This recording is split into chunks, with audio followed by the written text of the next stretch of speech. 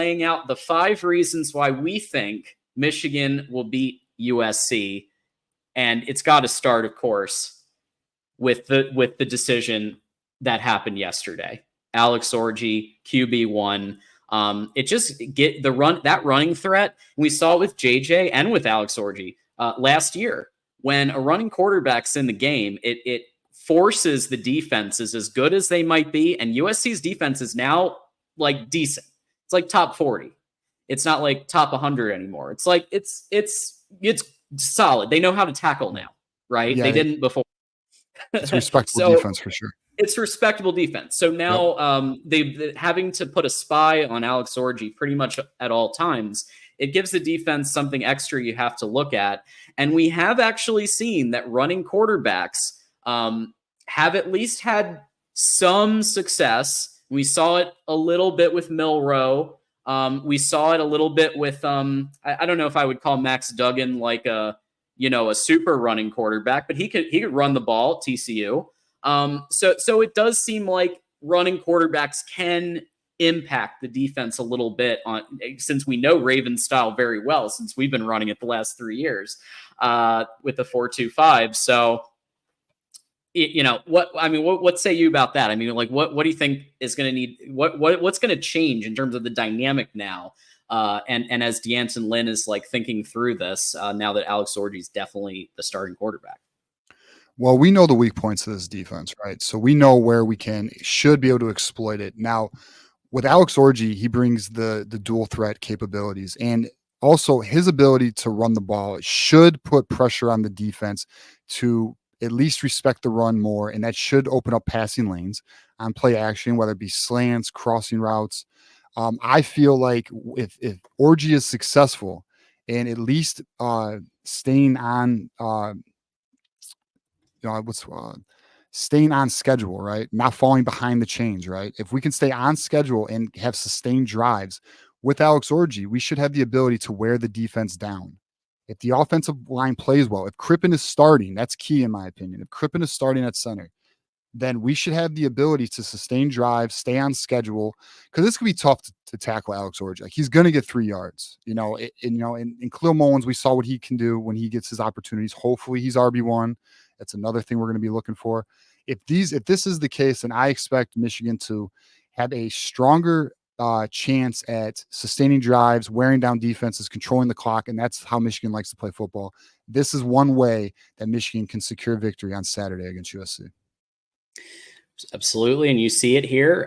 As we noted the 2 quarterbacks before, and they both have 2 touchdowns.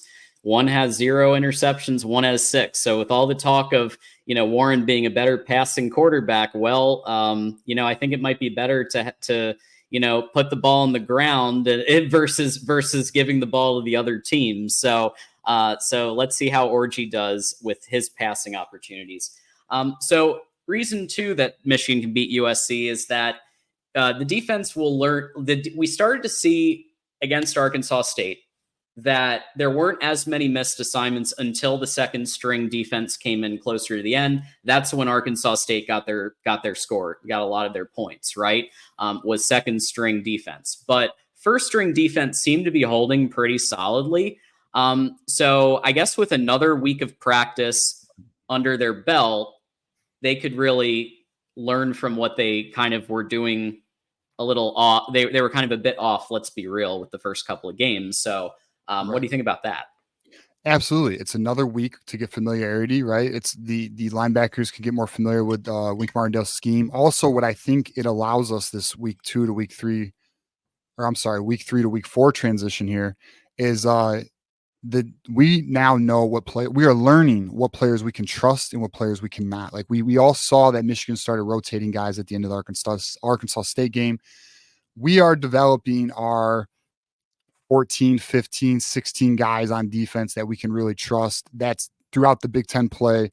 That's occurring, right? So I think Michigan obviously has a better feel for themselves. Now, hopefully things are going to be corrected, the mistakes, the errors, the miscommunication on the back end, which was done largely by our backups, Pollard, who's got burned on that touchdown against Arkansas State. But is if these things are cleaned up, which they should be through film and then obviously time on task, repetition, this should be improved. Now, again, we are going against a dynamic offense. We know this. We respect Miller Moss. He's one of the top quarterbacks, if not the best quarterback in the Big Ten. Yep. That said, if Michigan, and another thing too, I fully expect Michigan to open its defensive playbook here, and there really should be nothing left in it that isn't utilized to try and extinguish this USC offense. Yeah. I want to see more disguise stuff. I want to see more Yeah. sophistication. I don't Yeah. want to see there's just so much blitzing, and if there's as much blitzing, and I think one of our YouTube members actually put the percentages in here. But if like the reality is Miller Moss is too good to just go a very basic blitz. He will find it, he will isolate it, and he's going to cook you for 30 or 40 yards a pop if you do that. So I'm really hoping is that Wink Martindale can add a little bit more of a disguise to what he does and mix things up a little bit more man too. I feel like zone is great and zone has helped us beat Ohio State, but you got to mix it up a little bit too. So hopefully some of those things can be implemented for a game as big as this one against a quarterback as good as this one. Yeah, we definitely need more creativity. It seems we've seen bland. It's not what we're used to at all. Now, here's reason 3. We think that Khalil Mullings is that guy. He has won the Leaders and Best Award for this that we awarded this Saturday. He went for 15 carries, 153 rushing yards, and 2 touchdowns on the ground. If Khalil Mullings is RB1, that may let's face it. He has almost. I can't compare him yet directly to Blake Corum, but he seems to have a Corum-esque ability to make more yards happen than some other running backs, including Donovan. I will say he has a Corum-like vision. Yeah. That would be my comparison. Is Khalil Mullins has a good feel for the game. He has good balance, good patience, good vision. He's not the fastest player, but he's not the quickest either. But he is quick enough and fast enough to make defenses pay. Like Alex Orji is going to be QB1. I believe that Khalil Mullins should be RB1. He's earned the job, in my opinion. Donovan Edwards is good. No one is saying do not put him on the field, but utilize him properly. He needs to be put in optimal positions on the field. I really hope they split him out wide. I really hope he's in the slot more. He's an excellent pass catcher. We've all seen it. There's enough evidence throughout his career that shows that he is a dynamite receiver. Some of the catches he's made, one-handed catches, I don't know why he's not being utilized more. So hopefully this week is when they unleash the Don as a more of a pass catching weapon. And they let Khalil Mullins and Ben Hall cook because both of them look very good. Yeah, Ben Hall is somebody I really want to see more of. Yes. So I was very impressed when I watched USC beat LSU when it happened, right? I thought, and even now I stand by, I think it was a good win. But I will say LSU's been looking a little shaky in the last couple of weeks. So I still think that's a better win than anything Michigan has. Let's be real about that. Fresno and Arkansas State, not exactly world beaters. However, that's something. That's a data point, at least, that, okay, LSU is not a top 5 team.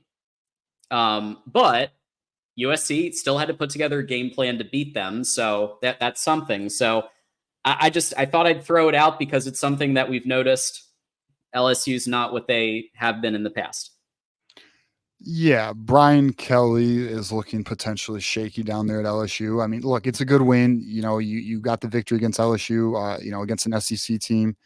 Hats off to that, no question about it. But the way USC looked against South Carolina, it makes you wonder, how good is LSU? This is the thing about being so early in the season. You don't truly know how strong these teams are just yet. You're kind of just focused on name recognition. So I think it's potentially possible LSU is not as good as we think they are. But I'll say this though, Miller Moss was damn impressive in that game. So it's something to be aware of. But because LSU might not be the juggernaut we think they are, I think this opens up potential opportunity for Michigan to creep in and I would say steal the victory because they are not favored in this game. So It's a potential opportunity to get a big win against a team that may not have played against as strong of an LSU team as we might have thought before. Absolutely. And finally, because I know that our friends are waiting patiently, so I'm going to get to this one real quick. Is that Michigan? We believe Michigan can win the turnover battle with Will Johnson, with that defense and their playmakers. That Alex Orji can protect the ball on his side, where Davis Warren couldn't. And maybe that's because they passed 3 times in the whole game or 5 times in the whole game. But it seems like they kind of have packages for those couple of passes where they seem to connect, or at the very least almost connect with Fred Moore. For those reasons, Michigan really does have a shot to win the turnover battle. Yeah, I mean, the key is ball security. This is why Davis Warren lost the job, because he does not possess ball security or good decision making, right? So if Alex Orji can protect the ball, make good decisions, make good reads, and he should. I mean, short to intermediate passes, he shouldn't be put in a position where, and he's going against a defensive scheme he's familiar with, right? This isn't now. Obviously, there's gonna be a little bit of every coordinator has their own uh, variations to the defense, right? But there's been enough time to review the film. They should have it down. Lamar Morgan is familiar with the scheme. Wink Martindale obviously is the architect of the scheme.